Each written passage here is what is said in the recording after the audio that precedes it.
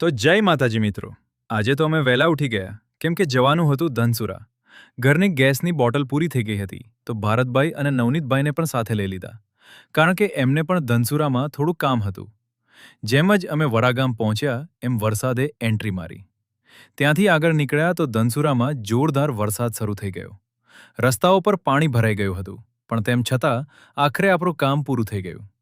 ત્યારબાદ ભારતભાઈને મગફળીની નિંદામણ કરવાનું સાધન લેવું હતું એટલે ફટાફટ લઈ લીધું અને ગાડીમાં સામાન મૂક્યો અને આવી ગયા ગરમાગરમ નાસ્તો કરવા. નાસ્તો કરી અને ઘેર તરફ ફટાફટ રવાના થઈ ગયા કેમ કે આજે મારા મોટા કાકાની મરણતિથિ હોવાથી અમારા મોટાભાઈ રાહુલસિંહે અમારી સ્કૂલમાં બાળકોને જમાડવાનું આયોજન કર્યું હતું. ઘેર પહોંચીને અમે બધું ભોજન તૈયાર કર્યું અને સ્કૂલ લઈ ગયા. મિત્રો, વરસાદ તો સતત વરસી રહ્યો હતો પણ વરસાદ આપણું કામ રોકી શક્યો નહીં. બધા બાળકોને આનંદથી જમાડ્યા અને પછી દરેક બાળકને એક બોલપેન અને ₹10 ભેટ તરીકે આપ્યા.